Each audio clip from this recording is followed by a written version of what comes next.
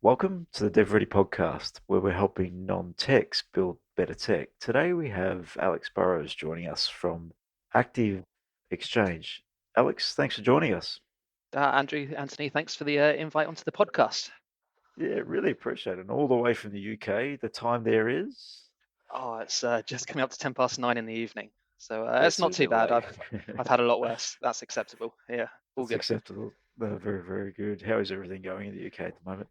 Yeah, we've had better actually. This is the last evening before we go into lockdown number two. So we'll be not much will be happening for the next month or so, and it's looking like a bit of a bleak winter coming up. Yeah, so it's a bit of a shame. I left Australia last there in kind of March, April, thinking I was just gonna nip back for a couple of weeks while this COVID thing blows over, and then I'll be back into Sydney, and then here we are, what 8, 9 months on, and yeah, who knows what's left to come. Yeah, Yeah, the we road just got ahead. out of our second lockdown. Mm. Yeah, so opening up right now and you're in the opposite. So it's not fun, is it? So Not on a too better fun. light, let's talk a bit more about who you are, your background. So Alex, tell us a bit about yourself and what your background is, because your story is quite interesting. So let's share a little bit to the community as to, yeah, your background, your history.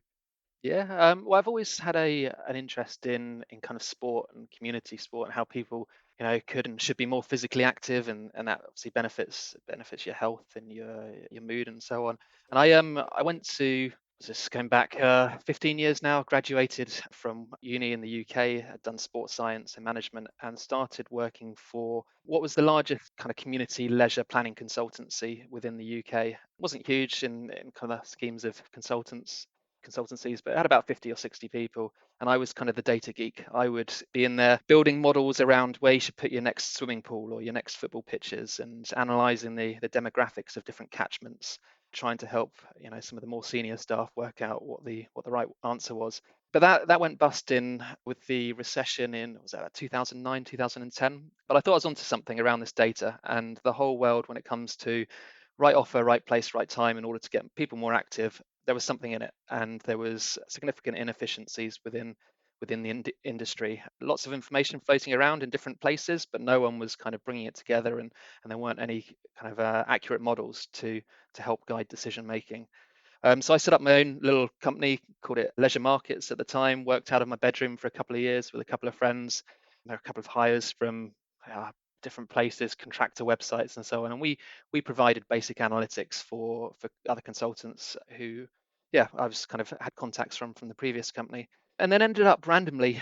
I was over in Sri Lanka, project managing a Commonwealth Games bid for the government there for 6 months, and in Azerbaijan, project managing an Olympic bid coming up to winter, or this would have been around 2012, 2013, and I was kind of like, one of my themes that I was looking after when you put a Olympic bid together is you have all these different themes that go into the bid book.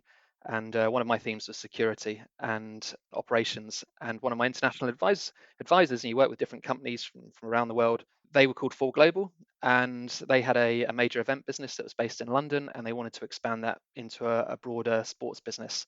So one thing led to another, and we merged my small company with that slightly larger company. And then I set out kind of growing what we ended up calling sport intelligence and a sport planning consultancy. But over 4 or 5 years, ended up employing about 30 people. But importantly, we put a software team in place, and we recognized that you've got, yeah, like I was saying earlier, all this data in these community leisure and aquatic venues. And if you could kind of lift that up and process it and standardize it, you could create some good market intelligence, which would help guide decision making throughout an industry. So yeah, we ended up at a table one day with a sport saying, look, we want to know more. What's happening with putting all this investment and all our team into all these venues across the country, but they have their own separate systems, and we have no visibility about where, what's working, what's not. Therefore, we can't continue to deliver our services effectively within those venues. And we said, look, we've got a software team. We could integrate with the leisure management system that's used in the gyms, and there's a few different ones in the industry. We'll sort all that, and we'll provide you some software. And then one thing led to another, and that company, which I'm still kind of loosely involved with, I'm still a shareholder there, and that now tracks in the region of about 14 million people, and I think about 820 million visits to venues, and provides a whole suite of software to different venue operators. But then I had an opportunity 2 years ago, so 2018, my wife working for PwC had an opportunity to move out to Australia. It wasn't quite the right time for 4 Global, so I thought, right, I'll have another crack at setting up a company and growing a team, but also focusing more on the data science side. So not just the software. So in the UK, we'd kind of provided business intelligence around market trends and benchmarks. What's your acquisition rates and retention rates, and what's the next group exercise that's taking off that you should put on your timetable at 10 a.m. on a Tuesday. But what we wanted to now create is using elements of machine learning is more advanced modeling around where's the optimal spot to build a new gym, and predicting all the way through, like the supermarkets do, who's going to use it, how much are they going to spend, and so on before. So you kind of have a really good idea of how to run a venue before you even open the doors. And that's what we set up in Australia. So yeah, based out of Sydney, we've now got a team of 12 guys, mainly data engineers, data scientists, but it is providing solutions through a product. We work with several hundred leisure venues, but we also work with a whole range of state and national sport organisations. So a bit different to the UK, that feeds data in as well. And then coupled with that, and the product's called Sports Eye, we also provide intelligence to government, who obviously put a lot of money into community activity and want to know what the social return is, and the impact, and know where to invest next. So yeah, we'll continue to grow, and now we're looking at the States and Canada. Well, Alex has got a bit there, clearly, on your experiences start from so Olympic bidding. There'll be a bit in that, I would imagine, and the amount of Oh, effort that goes into doing that. So, and then all the way through from setting up a business in the UK, partnering. So your experience is quite vast and working in a number of different spaces, but then even shifting into another country. Yeah, so let's start at more leisure markets and how that sort of that merger went about. Because when people get into business, you were 2 years in. What did that look like, and how did that opportunity come about, and what made you jump into that? So what gave you the get a basically the kick to actually give that a go? yeah, I think I had a feeling we were onto something, but I was still just working with the same partners I knew in that original company. And I knew Mhm. I thought there was something more around being able to scale this. But it also comes down to personal relationships. And yeah, this was just an event consultancy at the time, but they had some really good leadership, some really good directors in there. And one of those directors from that side actually helped me kind of co-found what became the software company under that company. So a chap called Utku, and I think that's a lot of the time that's what it comes down to is having the right people around you and that complementary skill set. So Moku very strong on the software side and the data management side. I had more background in kind of the data modeling, the insight, and how you a lot of this stuff when you're creating an industry wide kind of ecosystem of sharing information. A lot of it comes down to partnerships and how you create a network where there's different organizations are incentivized to kind of collaborate and work towards this greater goal.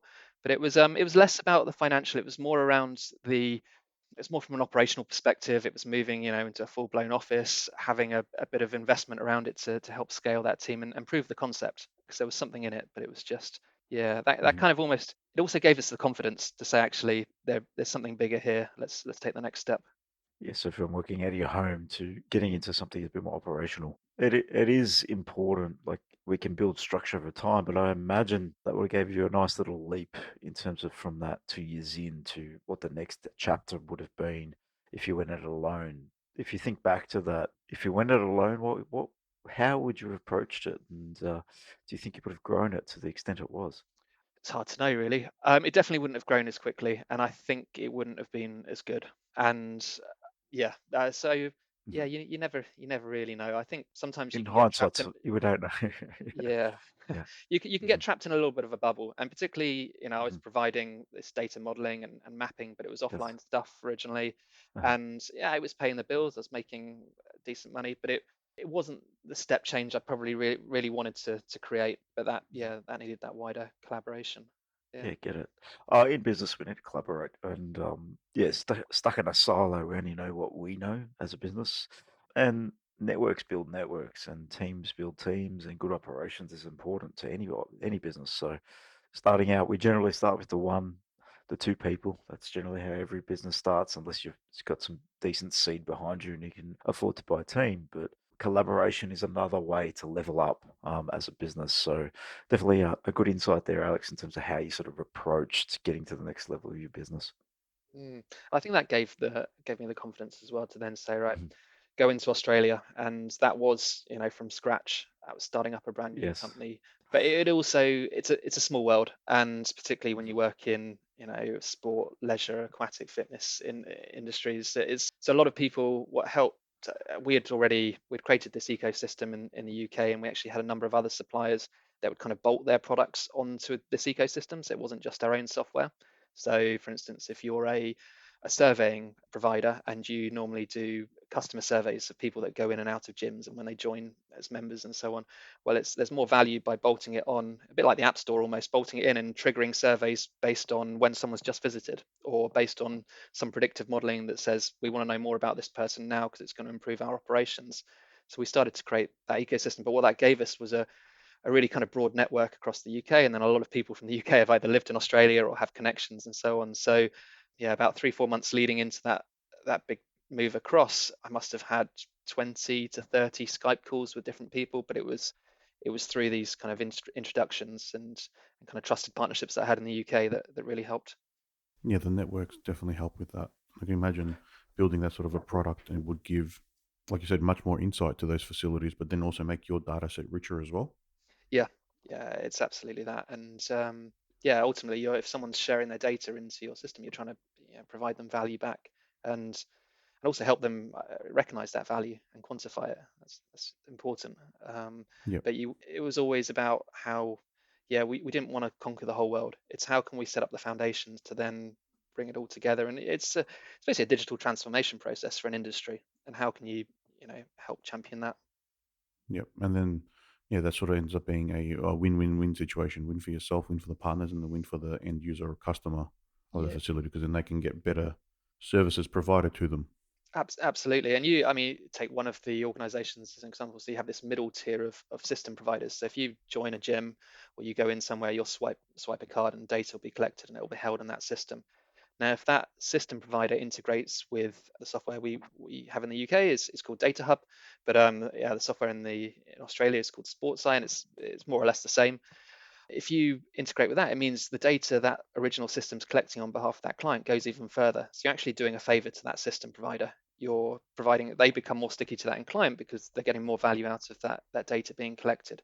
And then that kind of leads into various different partnerships and referral networks and so on. So it's a good business because it's kind of I thrive on partnerships and sitting around a table and trying to find mutual benefits and just trying to be a little bit disruptive, but with different partners.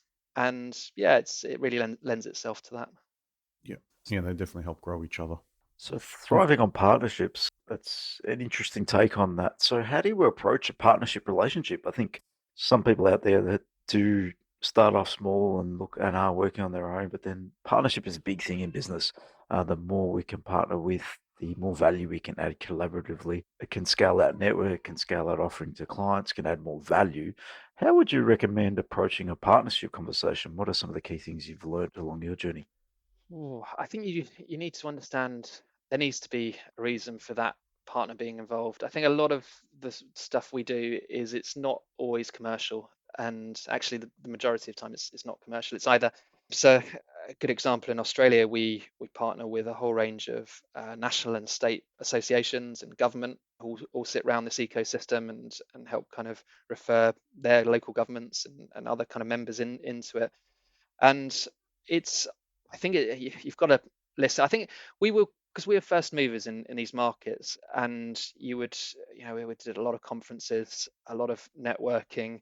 It was the shiny thing that just arrived. People were interested, and that normally led itself to an open discussion. Obviously, you've got to be there's a lot of listening that's required, and understanding really what's this other organization's looking to achieve and what their objectives are, and actually it might only be relevant to a very small part of what you're trying to do. And I think it's trying not to sell the world to these guys and just saying, look, there's part of this that, if you sit in here, you can. So I'll give you another example. So we work with the Aquatic and Recreation Association in Victoria, so ARV, who basically represent the whole aquatic industry across the state.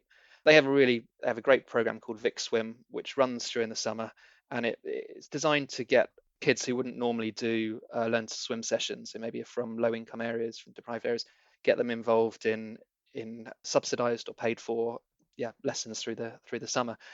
Now, what we provide for them is the ability to obviously feed some data in, but then predict which other venues are going to work really well for those particular sessions. But importantly, evidence the value back to local government. So it's not about commercializing anything or anything like. It's about showing their impact and showing the social value that they're creating back to the local governments who run the venues or back to the operators.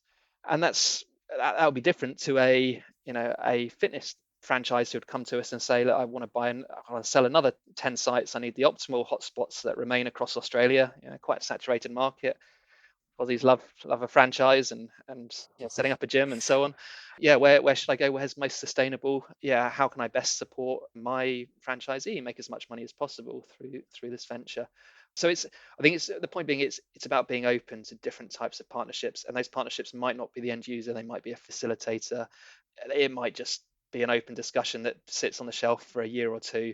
But it's important to, I think, always make contact, and I rarely turn down kind of an opportunity to meet someone new that's relevant within our industry, even if I can't quite fit them within the box straight away. And hopefully people think of us in a similar way.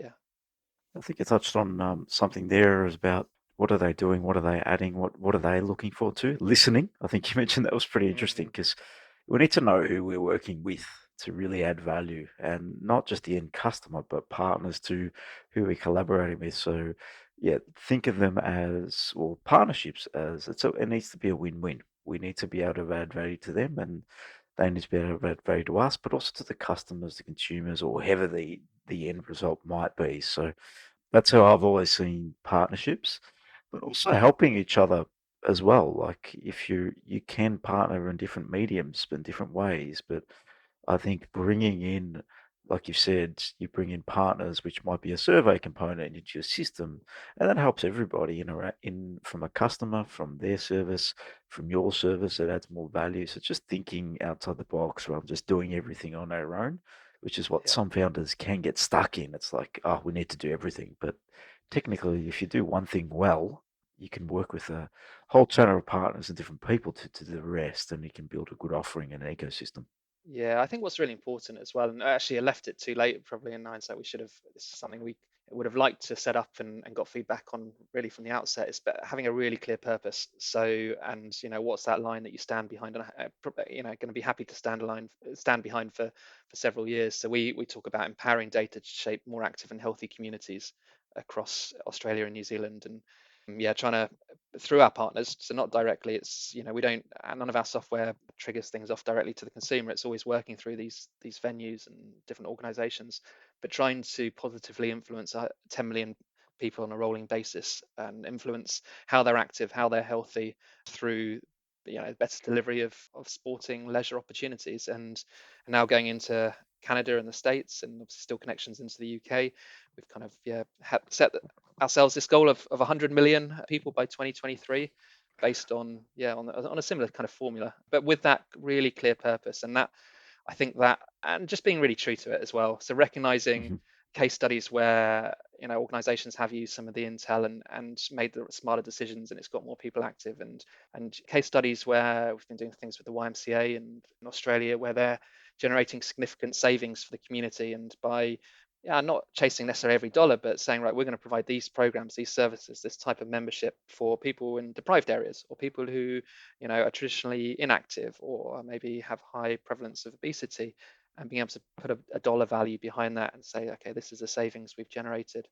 It all sits under that headline banner. So I think it's important having a really clear purpose. Can't emphasize that enough. And it resonates with staff and obviously customers and partners and all the way through.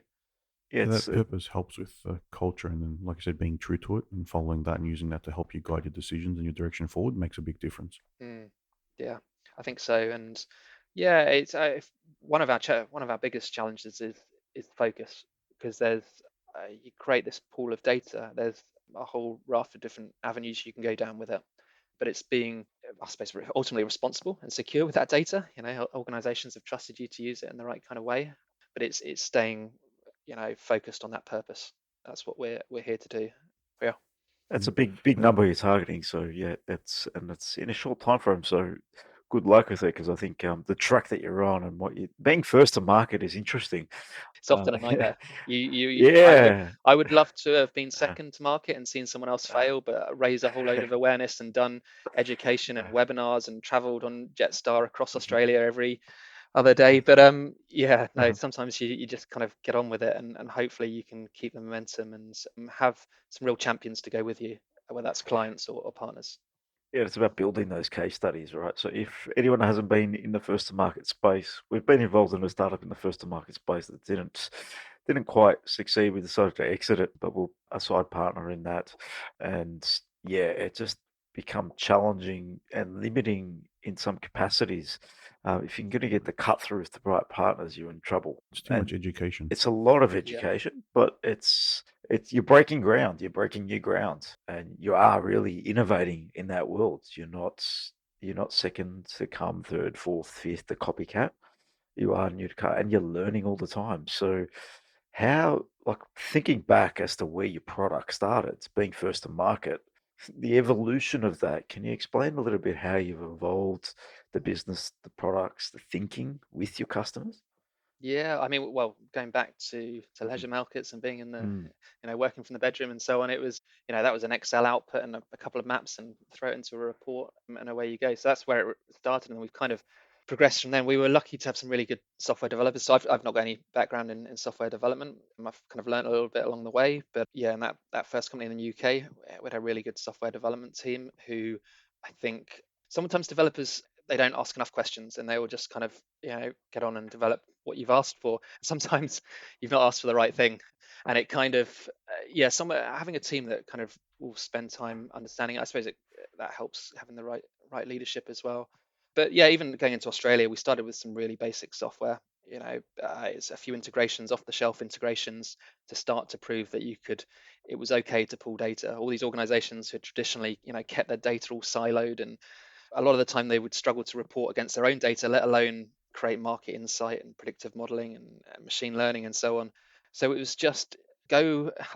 Really emphasize, and I think I heard another podcast you did around that minimum value product, opposed to minimum viable Mhm. product, and but it's keeping remaining flexible for as long as possible. We're 2 years in now in Australia and New Zealand. We pull data on about 3 to 4 million members. I work with around 1,000 organizations, and we're now only starting to, next 6 months, we'll be delivering what we call version 2 of the product, which will be Microsoft Stack and some of our own proprietary software. But we've kind of held back for a long time to get to that stage and make sure it does all kind of stack up and customers are happy to keep paying and they go on this kind of maturity curve of value with products kind of coming in at different times. Yeah, we've tried to hold back for as long as possible, particularly when you're working with large amounts of data, and that data is often inconsistent. And if you don't get the data right, there's no point having the best user interface or user experience, because your True. product's not going to stack up anyway. Yeah, but data is all about adding real value and real results and proving like delivering those results from a data perspective. What are some of the key things that your customers are looking for? Big data is a buzzword in the industry. Clearly, AI, machine learning, everything in this space is you're tapping into a buzzword. But 8 years ago, when you started this, probably wasn't, or 10 years ago, however long it was, 2012, so about 8 years ago now, or 10 actually it was, so 10 Mm. years. So back then, data was how did you find data back then to data now, and how is the conversations going in terms of AI and machine learning, and how much value does it add to your organization just Yeah. playing in that space? I think AI and machine learning, and I get frustrated by how much that's banded around, and it It is the is, buzzword at the moment. yeah. And we only use it in a small part of what we do. We've got Uh-huh. a predictive retention model and customer journey model, so we predict when people are likely to leave, and that continually feeds back with the kind of the volumes of data and what's sent to who and so on. But no, I think a lot of the time, I'm going back to we it was really basic to start with. It was demographic mapping and Hmm. basic data sets.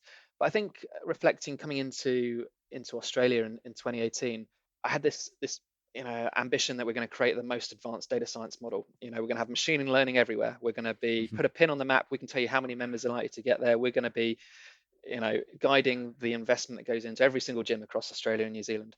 And what we found pretty quickly, and I wouldn't call this a full pivot, but a partial pivot, is that, and we've got this tagline, creating a more informed and connected sector. And I was thinking, right, we're going to create these really great data science models and everyone's going to be more informed.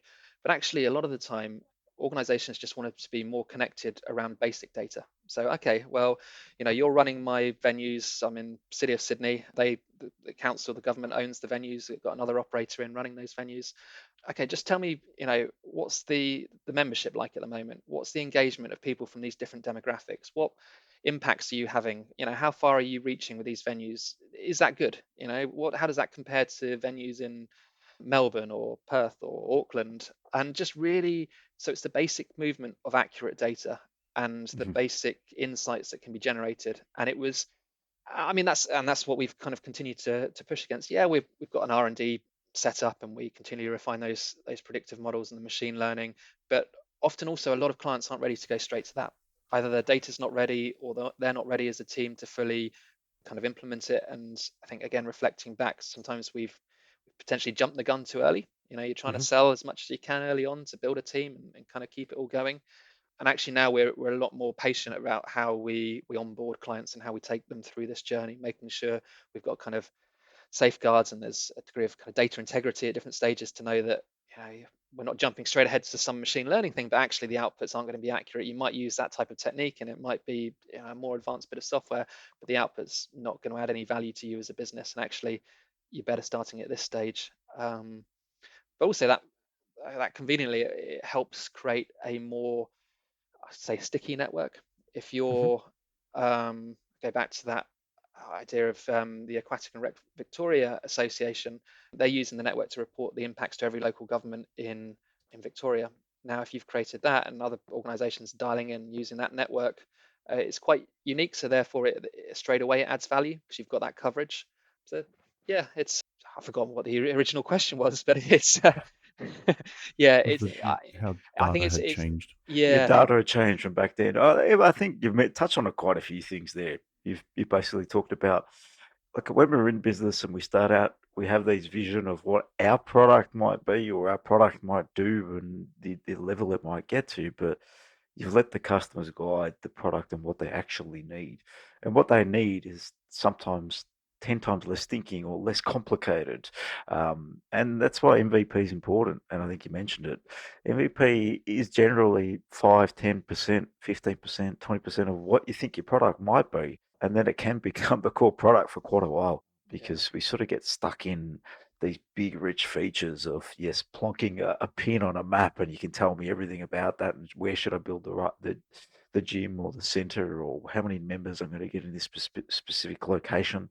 That's all brilliant, but if you don't have it, if you've got blinkers on, and as a business, you don't even know what's happening right now within the center and who's using it and how often they're coming, and there's no data reporting, then there's no point having all that other information because operating them now is a problem. Yeah, and I think just along those lines, I think we were guilty early on of, we'd turn up to see clients. We might go down to Whittlesea or City of Melbourne or across to Perth, and we would, go in with that first slide that said, right, we're on target to track 100 million people, and we've got all these big aspirations. Actually, they don't care about that. They want to know what it's going to do directly for their problem right now, and that problem probably half the time doesn't need machine learning. It just needs better use of their data and connecting into a network.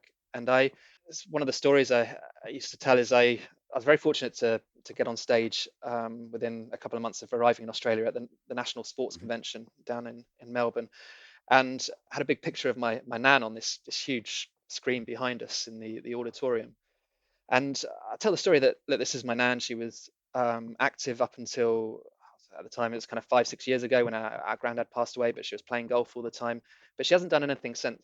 But my nan lives 200 yards from, or 200 meters from a sports centre. That sports centre has no idea what to offer a lady who's 85 years old, who's dropped out of sport 5 years ago, Mhm. who's, this is X, Y, and Z about her. But there's 200 nans on that street. There's 2,000 nans in that estate. And then my nan also goes and sees the doctor, once every month because she's 85 years old. That doctor is 200 meters from the sports centre. But again, that doctor has no idea what to prescribe in terms of physical activity to someone of that nature, let alone kind of work within systems to refer them into that into that sports center environment and get a feedback the other end of what's working and what's not, so they can refer the next grandma in and the next one and so on. And so that's our last point. That highlights something we're starting to do in Australia, working within a bit closer with the health services to, again, it comes off that idea of a network, but to support more exercise referrals into sports venues. But yeah, taking the point that it's not, you just because it's your goal and your aspiration as a company, it doesn't mean it's relevant to that local organization. And you've really got to consider what their, the one or two things they want to achieve next are, because it's probably not your aspirations as a business. The No, purpose is fine, but not the headline goals. you're very true, very true. So that's a good tip for everybody out there. That's put your goals on your wall and talk Yeah, about how you're going to serve your customers and what they need and their goals and their objectives. Like the listening back to the partnerships is pivotal to any business. It's like, what are you doing to solve it? To help them get to their objectives. That's what they're looking for. And that's what everyone's looking for. Everyone's got their own goals, objectives, but working collaboratively. And if you can all serve each other, it's a better outcome for all. So let's dig a bit more, Alex, into the business itself and how you've Absolutely. structured it in terms of moving to Australia. You've obviously got a wealth of experience over in the UK, so clearly that's obviously helped.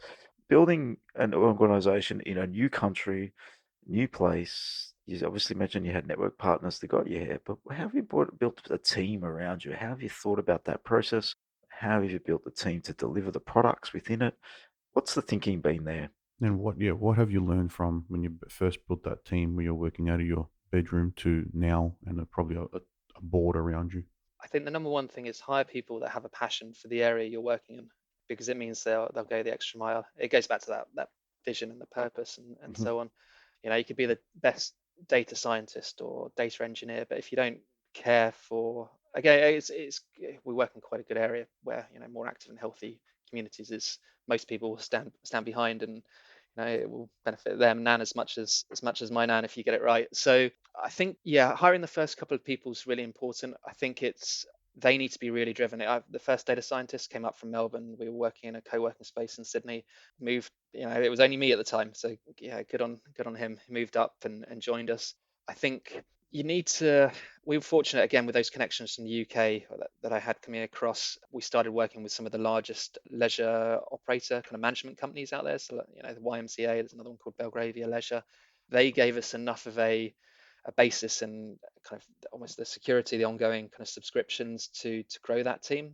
The first year and a half was pretty tight at times. You're pushing the cash flow, and you're making difficult calls around particularly marketing, but also when to go into different areas and improve the product and take it in different directions. I think also having a set of advisors and mentors and they might not even have shares in the business. They might just be friends who are interested in this, or they might have an organization that can see a partnership further down the line. But staying chummy with them, staying in touch and getting their advice, particularly coming from the UK into Australia, it is a different market.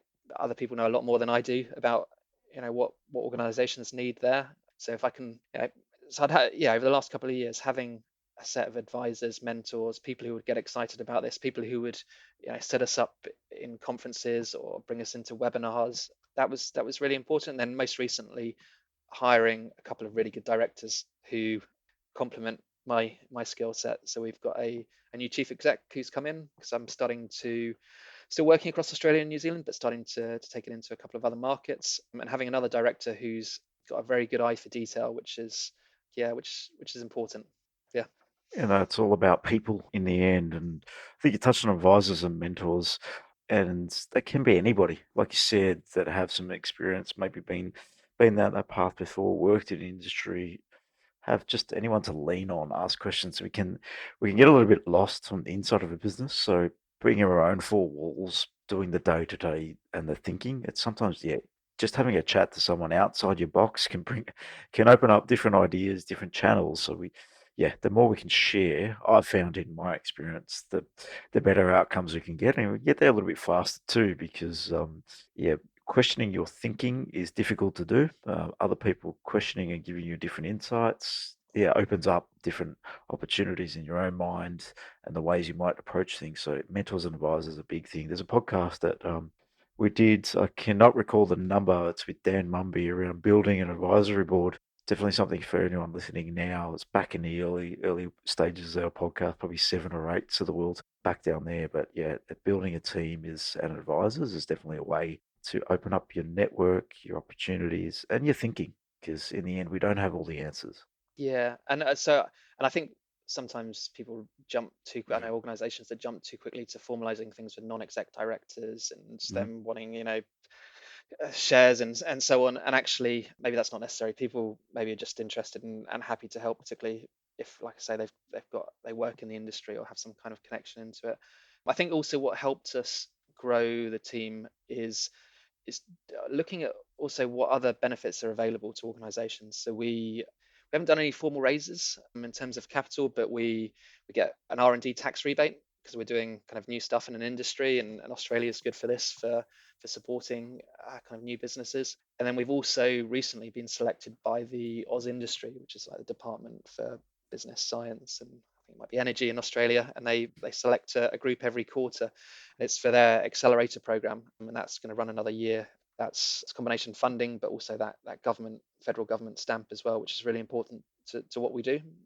So It I would think make a it's, difference definitely for you, especially for your yeah, targeting. Yeah. Yeah, some great yeah, assistance. and it's probably something we could have done more in the UK and going all the way back. But spending time, and it's not the most exciting thing to do, but spending time researching what is available to startup companies, because there's usually a lot more than it's put right in front of you. Don't wait for it to be put in front of you. It won't necessarily It won't arrive. appear, will it? No. We have to go seek something, definitely. So it is a I journey was of going to seeking. say, Yeah. sorry, and it's episode 5 and 13 for that about building a team. Yeah, okay, episode You 513. can see, And R&D I'll tax just throw that in concession. there. You mentioned that a little bit. It's something that's not a lot of businesses know about, but if you are doing something more unique that's somewhat novel in the space, there is opportunity. So go out and seek some advice. We also had a podcast with Alex Pakin and the team at R&D 360. Episode 19. Episode 19, yeah. So that is another one. If you're looking for that bit of advice around R&D and R&D opportunities with this in Oz, if you're doing something unique, software, Alex, can be a little bit challenging if it's just out of the box. But if you are in data and that sort of space, there is an opportunity there. So definitely seek that out because it is a significant benefit to the business and gives you a lot more runway. And you haven't had to bring in what you'd say actual funding. You've been able to fund it. Obviously, you brought some capital to it, I would imagine. But with these particular things, you can actually drive your funding a lot further down the line, especially pre-revenue. When you're in that sort of world, there's some significant benefit. Yeah, I think it makes you, obviously the federal government program at the moment, makes you a lot more attractive further down the line. And we're obviously Yeah. looking at version 2. We're looking at scale. We probably will need to raise at some point in the future and going into new markets, US and Canada at the moment. Yeah, it doesn't. It's one of those things where you probably read it on the website and you think, oh, looks a lot of work. And particularly R&D, it is a bit of messing around in the first year because you probably haven't set up your systems and your timesheets and how you record a different activity in the right kind of way. So we worked with one of the large firms that specialize in this area. I mean, it was, I'd definitely say it was worth the money. It probably equated to 5% of the rebate we got back, but it made things a lot easier. And then obviously the year 2 and 3 onwards, it's much more straightforward. Yeah, get the help. Yeah, Yeah. so it's an area we do a little bit in. So yeah, we do obviously some R&D within our own business, and been doing that with. Oh, it does help. It's a little bit of a kick and a help if you want to be investing in new product and new streams. It definitely can assist you there without looking for that additional investment. It can be a way you can do it yourself if you do have some capital or push the investor's capital further. So definitely something for people to explore and look into. Yeah, absolutely. I was going to say, Alex, so since you rolled out into the new market in Australia compared to England, have you had sort of different challenges that you've had to face? I think coming over, everyone said, "Oh, Australia is completely different," and it is different, obviously. But you've got the state system in Australia, and actually we grew quicker initially in New Zealand, probably because you haven't got the state system, and you can create this kind of ecosystem for an entire country around sharing of kind of insight and data. And it's worth saying, no organization ever sees another organization's data without giving explicit permission, and it's about much more around creating insights from the information. But actually, going back to the Australia and the state system, that kind of helps because you've got a product, you're selling it multiple times rather than once to an organization that maybe works across the whole country. You're selling it at a state level. I actually think Australia is more progressive for this type of thing. I think if you to start with, if you say, oh, we've done this in the UK and it worked and all this kind of thing's possible, that really does help. It probably wears a little bit thin after the first kind of meeting. They don't want to be, people in Australia don't want to be told, oh, we're just doing what the UK guys did.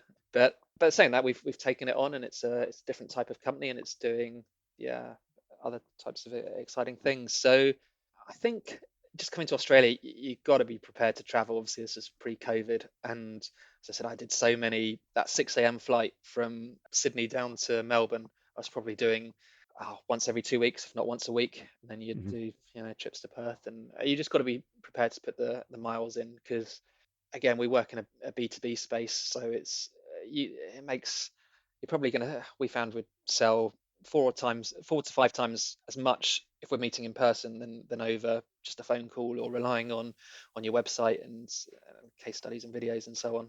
So it was worth putting the yards in. Yeah. Everyone Other than likes that, I think face to it's face. I think we're social people, social beings, right? So, but in times like just asking the question, how is the business tracking right now in terms of obviously what's happening in Oz? Obviously, we've been in a bit of lockdown. Your main team's in Sydney, which is probably a little bit more open than Melbourne has been. But what's the impact been there? And have you been doing a lot more online stuff just to work with customers and get involved, or is still some slight travel? There isn't much available to us all. No, it's online. I mean, once a client goes live, most of the support and onboarding and Uh-huh. client success sessions are online anyway. But Yes. no, I mean, we went through 3-4 months when venues were closed, and similar in New Zealand. So that's one of our markets. Obviously, we have licenses to government and sport as well, some of which were affected, but they're more kind of annual subscriptions. So where it was a monthly subscription, we froze that license. Where it was Mhm. annual, we added on extra months. I think again, it shifted the conversation to, rather than using data to drive more members or improve your operations or create cheaper leads and how you spend your marketing budget, it was more around, we help organizations show the community impact and why they're critical assets to that local area, and why government should keep funding them and how they're going to bounce back. And yeah, I mean, I think Australia's tracking at about 60% re-engagement outside of Victoria in terms of members that have come back to the venue once they've reopened. New Zealand's a bit higher, 80-90%.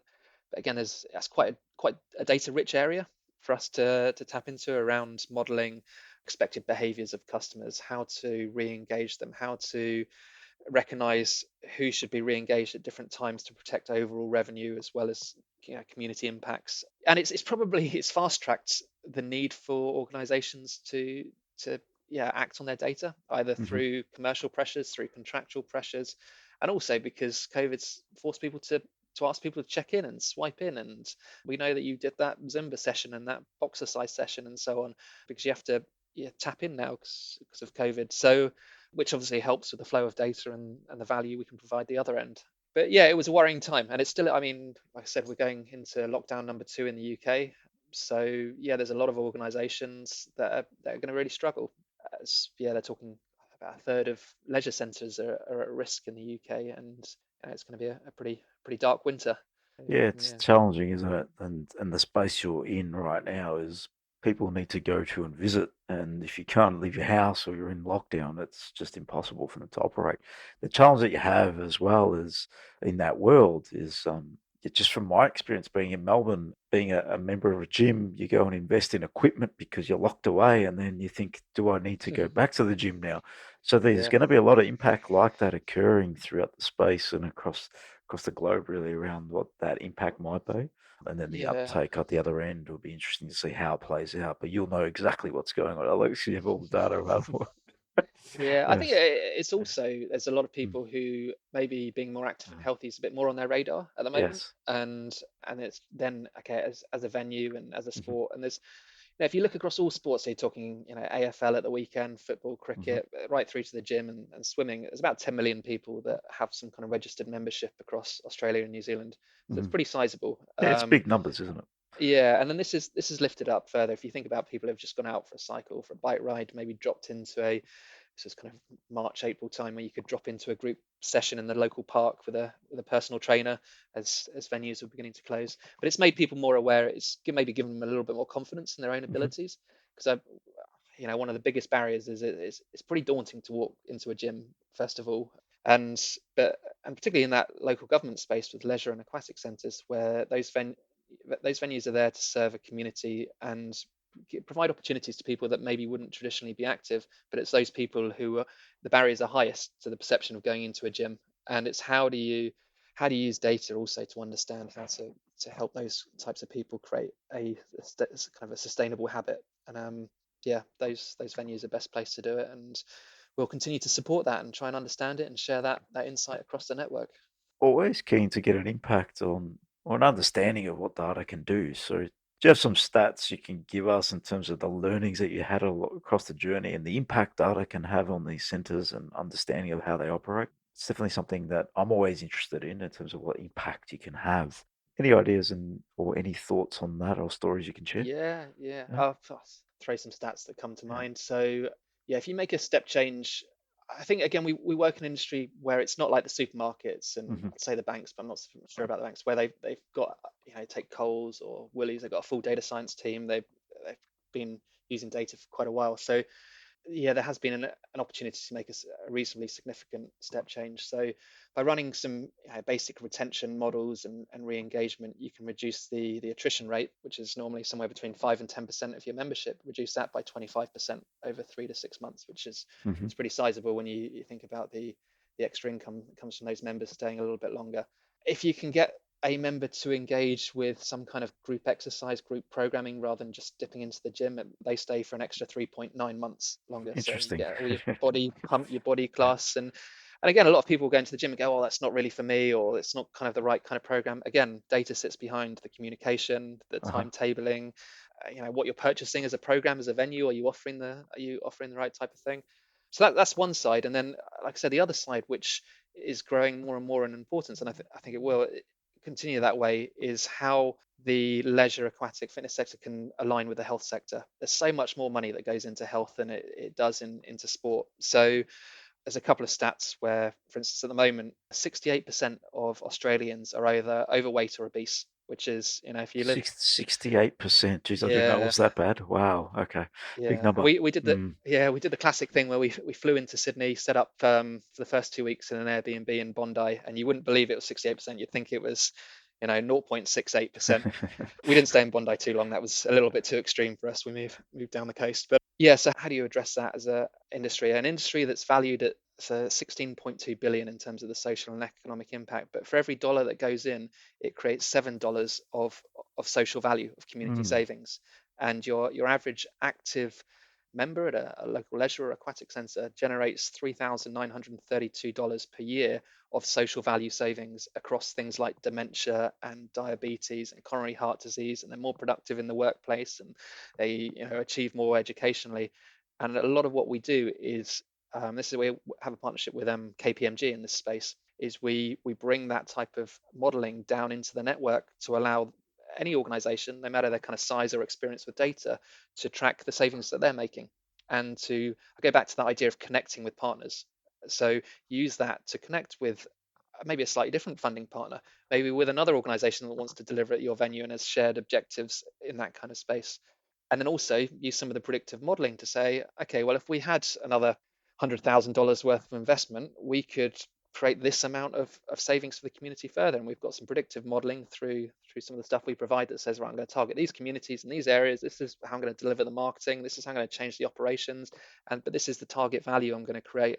And that really helps broker meaningful partnerships that maybe didn't exist before, and just helps an industry work better together with that overarching kind of purpose of more active and healthy communities.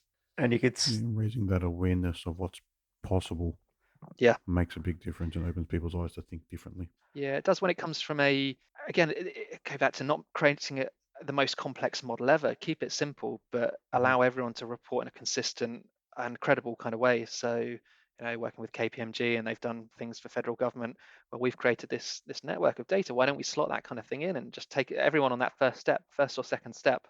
Because that's maybe even more valuable than machine learning in some other place, is just that recognition and helping establish those partnerships. In terms of your passion, it rings through the conversation here. So you're clearly standing by that purpose and that drive to impact, which is quite powerful. And I was going to ask the question, what gets you up in the morning? But I think I have the answer. Because we Yeah. can get in a business, it can be challenging times. We can have our moments. Nothing ever goes smoothly. We always have our ups and downs within business. So you can see the passion that would drive you forward in terms of where you're at as a business and what you stand for, really. Yeah, I think that's helped, and they Mhm, say keep working until it doesn't feel like a job. It mhm. definitely does feel like a job sometimes when you're there and you're Yes. looking through the financials or trying to do the budgets or doing things like the R&D. But when you have an opportunity to sit in a room with like-minded people who want to achieve that goal with you and go on this kind of journey, there's nothing better. Absolutely Mhm. love it. Yeah, Yeah, it's about the impact you can make, right? And yeah, I think you touched upon it, like-minded people. It's important to connect with like-minded people, and it's one of the reasons why we put the DevReady podcast together. It's being able to connect with people like yourself from over in the UK. Yes, you are working in Oz, but we connected via LinkedIn, had a bit of a chat, and able to share your story and your backgrounds. Just to our little community that's listening in, that we can add value to. So really where we're looking to add value is anyone that's jumping into business and non-technical, which is what you are, and you've got a really technical mm, business, but from a data science perspective, you still have some technical capability, but not from a delivery perspective, from a development perspective. I'll touch upon that a little bit because there's something I like to share within our conversation. So within building technology, how have you approached that with your team, with your customers, and what have you found works for you to get the outcomes that you're after with collaborating with team and or customers at the same time? I think going back to, so if I reflect on Sydney, the second person we employed had a really strong product design background, Hmm. and that was important, and some basics around putting an online application together, and also then had some other trusted developers that she worked with, and that allowed us to kind of get into that product space. Your risk, I think, sometimes, particularly when you're working with data and on the B2B side, is it feels too much like a consultancy. And it's a different business model. If you treat it like a consultancy, it'll probably fail and you treat it too long like a consultancy, it will fail as a product business. Clients will put you Mm, into that box. They'll continue to look for bespoke setups, support, and so on. So it allowed us to move into that space pretty quickly and then start to continually build that minimum value, minimum viable product off the back of mhm, it.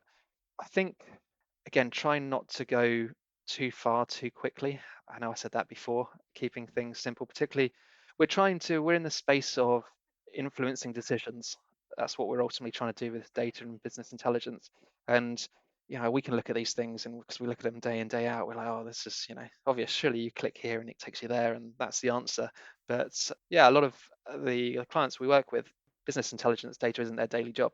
Running a no, that's sports right. venue is, and Mm, being great at front of house and the strategy on how to run a gym and how to run the next 10 to 20 gyms.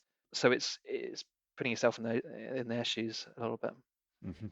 Yeah, it makes a lot of sense. Yeah, keep it simple is an important tip there. And once again, you touched upon people and getting the right people around you because yeah, we need a good team to deliver any outcomes. And yeah, building that right team and the way you work and collaborate is probably allowing you to attract good people to your organization. That's definitely important. Yeah, it does. I mean, like Mm, having that product designer who's mhm, really talented, a lady called Stella. For minimum investment we put in to start with, you've got data streaming in, you've got interactive maps of, where your customers are coming from, where your remaining hotspots are. You can zoom in under the Sydney Bridge and out somewhere else and see mhm, the football demand in Blacktown, all that kind of stuff. But you need an element of that. I know it mhm. sounds a little bit marketing, and I go back to, it's probably slightly contradictory to what I was saying. It's all about the substance and well, it does that gets people's attention, but then it quickly shifts to, okay, what's the value? How do we get a case study? How do we get a testimonial? How do we get a relationship with a whole load of middle tier partners to help refer this into their clients to grow a network? Because that's, market insight requires a network of data sharing organizations. But yeah, having something that looks good, and particularly now, people expect good looking technology, a good user interface, a good experience, UX. It's outside of use, day-to-day work, they're probably looking at Facebook and LinkedIn and Instagram, and that sets the bar pretty high. Yeah, we've So been spoilt as a we have. technology, and the consumer technology has come a long way over the past 5, 10 years, and just what we look at on our phones is quite clean, slick, engaging, easy to follow. So yeah, that's really important in terms of driving and looking good.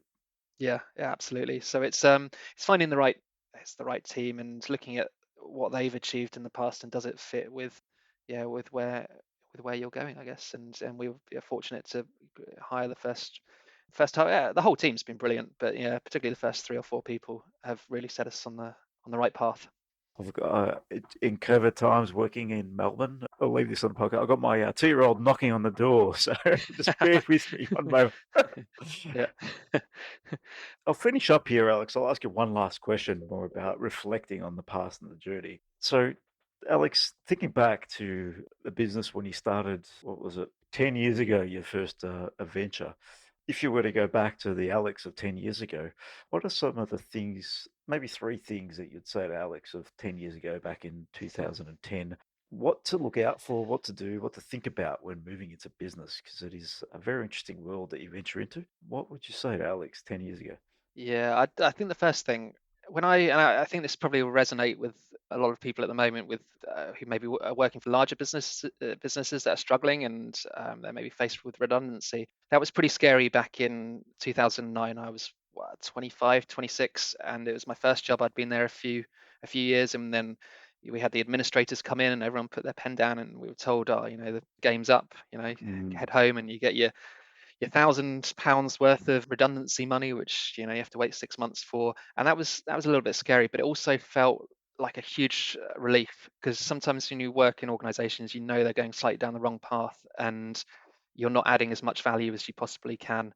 And actually, sometimes that's the best thing ever. And I wish I hadn't have needed that push, but I probably did need that push. I think so. One thing I would have reflected on is maybe have worried's the wrong word, but just had a little bit more confidence at that point that the world is not as daunting as as you might think. And actually, there's a lot of support.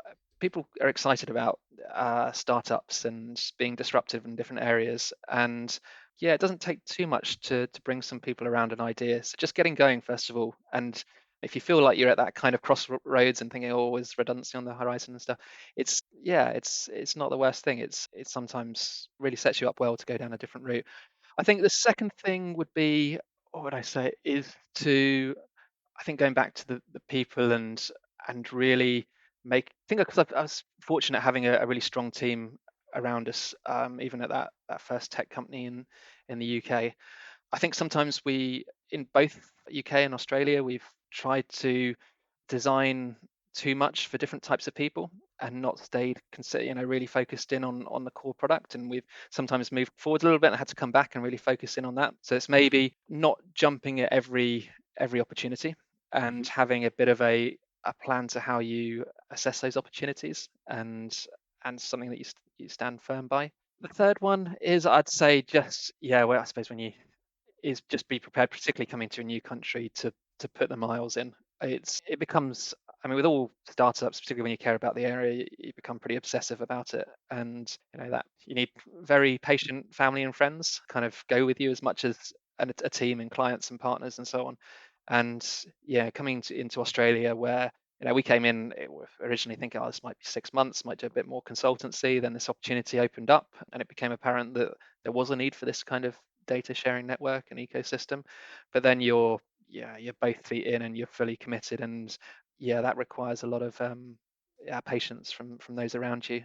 Which has been great. But like I said, it's a lot of 6 a.m. wake ups and getting home. That last flight was 11:30 at night, 12 o'clock, doing that a few days a week, and you're Full pretty on, yeah. knackered. So you just got to, I suppose, where you can expect that, and just try and work around it. But it's worth it. If you believe in the area, it's worth it. Alex, the joy of why I really enjoy doing this is to see where you've started and where you are now, and to think back to 2010, you jumped into this business because of a redundancy is quite interesting. And confidence is everything in life, but we don't get until we get experience. So sometimes life happens for us. But now you're in 2018, you're happy to fly into another country and give that a go. So it's amazing how far we can come when we actually take the first step. So yeah, it's some really good insight for people that are at the crossroads right now that are thinking, yes, like they could be in that similar position to you. What do I do? Do I take the step on my own thing? Just listen to this story because there is no right time. There's only the time that you make it, and take advantage of maybe the time that you have to put some effort into something you're really passionate about, and who knows where you might be in 10 years. So, Alex, Yeah. brilliant story, and I thank you for coming on and sharing your story, your journey thus far. And I'm sure there's plenty of interesting story to come over the next 5, 10 years as the way you grow this within different markets and different sectors potentially. So, Alex, thanks for joining us. Fantastic. No, thank you both for the opportunity. Oh, definitely, and yeah, No love to catch problem at up in all. the future. So yeah, keep us posted on how you're tracking. If anyone wanted Yes. to find out more about you, how can they do that? So the website for Australia is www.activeexchange.org, or you can get me directly. It's just alex@activeexchange.org with one X in the middle. So it's kind of active and then an X and then a change. It was the worst name because you have to explain every time when you when you say it. We'll But put the links out in the show notes. Yeah, yeah, we'll fantastic, we'll brilliant. share it all out. I appreciate that, Alex. And good luck in the UK. It's obviously challenging times over there, and hopefully there's some light at the end of the tunnel. But moving into winter might be a little bit challenging. So good luck with everything over there. Yeah, thanks, guys. Cheers, mate. Appreciate it. Thanks.